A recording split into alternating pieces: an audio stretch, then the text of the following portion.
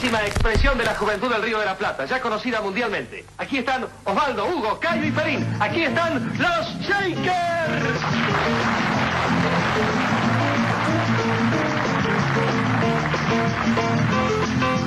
Thinking of what I was going to do, I put on my boots and walk along. Now in this book I would try to find a place where I hope to be alone. It is you, only you, in my mind all the time. In this place I can remember all things we've done when we loved. Pone a pensar cuántas generaciones deben estar preguntándose, en muchos casos, de dónde es este material, quién es este grupo, porque realmente es así. Nosotros los uruguayos hemos dejado muy de lado a los Shakers en lo que significaron como movimiento musical, no solamente en nuestro país. Al rescate de los Shakers es lo que tengo aquí, es el libro que se ha lanzado con una biografía sin ningún tipo de dudas de una banda legendaria para la música popular uruguaya. Recibimos a sus autores, que son Daniel Grijera, bienvenido Daniel. Muchas gracias, Humberto. Y Mario Antonelli, bienvenido Mario. Muchas gracias, buen día. Lo primero que tengo que preguntarles, ¿uruguayos? ¿Daniel y Mario? No, argentinos. Rioplatenses. Es buena esa definición con los Shakers. Pero, a ver.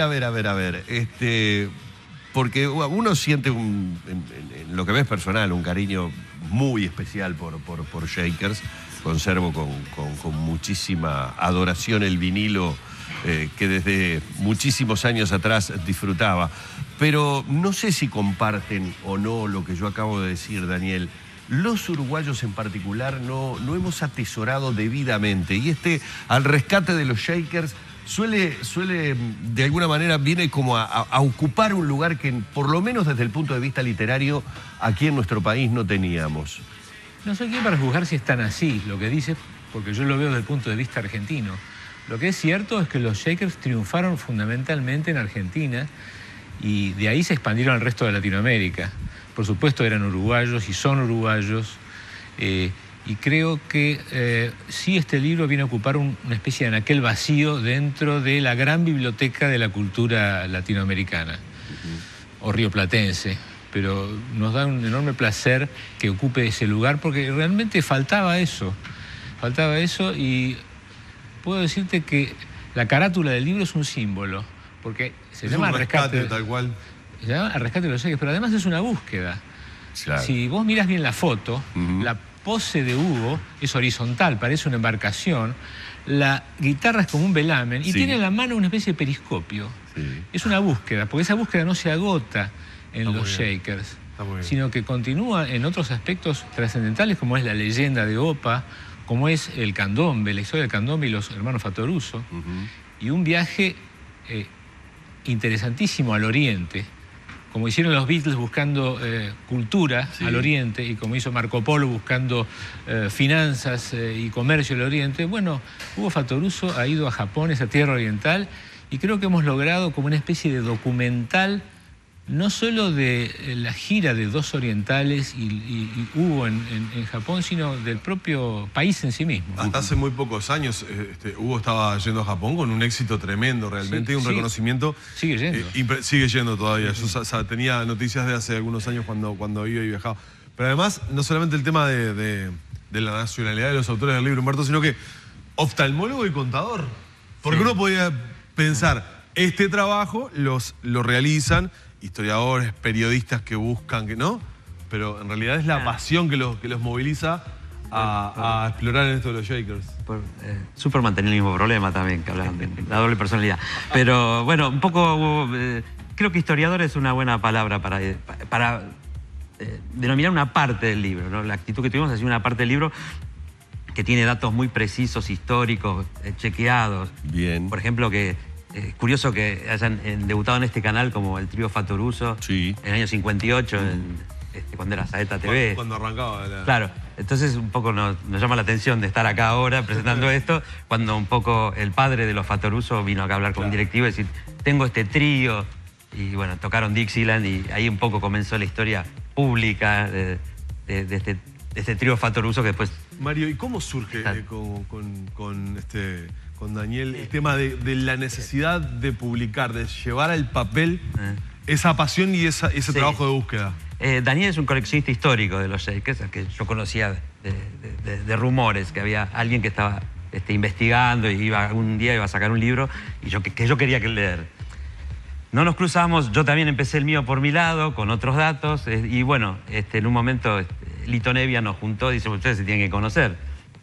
Y como creo que creemos en las colaboraciones, la verdad, el producto final de este libro es esa unión de esas dos ideas de hacer el libro, ¿no? Creo que tiene mucho rigor histórico, muchos comentarios de Daniel especialmente, y la voz de los 4 integrantes del grupo, que es una cuestión también que le agrega vida. Claro, uno puede llegar a comentar o decir tal fecha tocaron tal cosa, pero creo que ese es el corazón del libro, ¿no? Hay una ineludible referencia a Beatles cada vez que se habla de Shakers. Es absolutamente ineludible. Lo traduce hasta la armonía que surge de sus propios temas. El libro tiene algo de lo que hemos conocido de biografías de Beatles, es decir, esa suerte de recopilación en casi un día a día de los Shakers, tratando, de alguna manera de entender el por qué se termina conformando, para lo cual hay que ir mucho antes, como lo acaba de decir muy bien Mario, hay que remontarse al trío Fattoruso, o tal vez antes, para entender por qué incursionaron por allí. ¿Va por ahí ese rescate que realiza el libro? Y obviamente hemos leído mucho, nos ha interesado todo lo relacionado con ellos y las influencias que han tenido. Aparte, bueno, hubo una intencionalidad en jugar un poco a los Beatles. Está bien. Pero con el agregado de un valor enorme, que es la originalidad. Es decir, no eran meros coveristas de los Beatles, sino que desde el principio, el primer álbum, tiene canciones originales.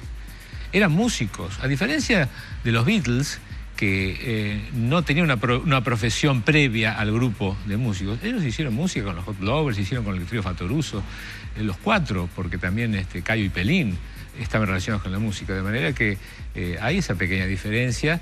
Uno no va a comparar los Shakers con los Beatles porque son dos cosas que no son comparables, pero hay una similitud, una intencionalidad y un producto que realmente es muy valorado. ¿Lo hicieron desde un lugar humorístico? Yo tengo muy vivo en la memoria algunos clips, podríamos decir, utilizando un término de hoy. Ellos creo que no sabían que estaban haciendo un clip, como le llamamos hoy, Claro. Pero videos de Shakers con la participación de Rubén Rada, que tienen corte humorístico. Aquí entra a jugar una personalidad muy interesante que se llama Rodolfo Corral, que sería como el Richard Lester argentino. Una persona apasionadísima por el cine, una personalidad interesante. Su vida era el cine, totalmente centrada en él. Y él hizo su primer película asociada a los Shakers, se llamaba Guturalis, un cortometraje documental, y luego hizo Shakers, que él lo consideraba su obra maestra, y en realidad dentro de su obra general no figura en un papel preponderante. Tuve la fortuna de acceder a esa película. De hecho, trabé amistad con él, me cedió la película, ocurrieron cosas interesantísimas, como por ejemplo, mientras yo la tenía para copiarla a la película, Sí. que la pasé a video, gracias a eso sobrevive la versión completa. Estando en mi consultorio, tenía ahí la lata con la película y viene un paciente que me dice que es operador cinematográfico. En un momento se me prendió una luz y dije, yo tengo una película acá que no la he visto en cine hasta ahora. Bueno, doctor, venga esta noche, no fue esta noche, fue 2 o 3 días después. Venga al cine, cuando termine la función, se la paso. Le proyecto la película. Fui el único espectador La en medio de sesión un cine viendo la personalizada. pantalla gigante y con sonido. Increíble, ¿no? Increíble. Hay cosas que pasan en la vida que uno no... Claro. es Daniel, y supongo lo rico del libro, estimo, debe ser todo el trabajo y la pasión que ustedes pusieron, obviamente, al confluir las dos iniciativas que Sí, cada uno sí. llevaba, ¿no? Y como bien decías, tiene ese relato en primera persona de los protagonistas directos, que son ellos, que también debe ser muy rico. ¿Recoge anécdotas? ¿Hay alguna que podamos mencionar? Sí, volviendo un cachito atrás con Sí. el humor, la tapa del disco ya muestra Claro. Sí, claro, esas exactamente. cosas. Tenían muchas, eran tipos muy simpáticos, son en la actualidad, tipos muy simpáticos, graciosos y siempre tenían un humor muy particular también. Inclusive tenían como un idioma propio, que muchas palabras después quedaron en el ambiente del rock de allá. Ajá. Volviendo a anécdotas, bueno, hay muchísimas, desde cuestiones de prensa, como que estando en el hotel, porque ellos tuvieron un primer año que es donde más se asemejan en cuanto a música bien beatlesca, pero aparte la discográfica le hacen un apoyo publicitario a los Beatles.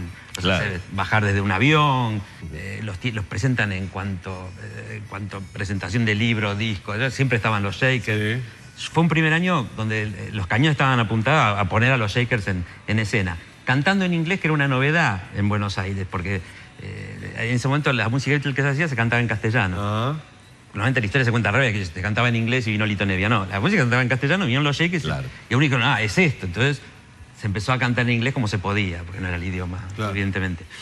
Y anécdotas, por ejemplo, que para buscar prensa había un cobayo, una ratita que se había perdido, le llamaban Matajari, y entonces se llama a publicar avisos en los diarios diciendo, ¿y dónde está Matajari de los Shakers? Y la gente llamaba al hotel y decía, yo tengo un cobayo acá, vengan a ver si es este el cobayo. Cualquier cosa se inventaba para poner a los Shakers en la página de la revista Radiolandia, Antena, la del momento de espectáculo. Todo servía para ponerlo en prensa. Sí, era impresionante la campaña. Porque uno investigando ve que aparecen en todos lados, es muy común. Cosa que después, en el 66, 67, la cosa merma y ya cambia el negocio para la compañía. Claro. Pero ahí es donde empieza la música a tener más personalidad, con mixturas más rioplatenses o sudamericanas, con la música brasilera y demás. Es verdad, uno allí siente la tentación de que al rescate de los Shakers, que tiene un valor indudable, reitero, estamos con sus autores, Mario Antonelli y Daniel Grijera, bueno, uno tiene la enorme necesidad de que venga acompañado por la discografía de los Shakers para ir siguiendo. Será un trabajo que se tendrán que tomar aquellos que empiecen a bucear en el libro Al rescate de los Shakers. Daniel, muchas gracias, muchísimas gracias Gracias a también ustedes. a Mario y un placer que hayan venido a compartir con nosotros estos minutos. Muchas gracias. Gracias a ustedes. Vamos cerrando por aquí este encuentro que hemos mantenido con los autores de Al rescate de los Shakers.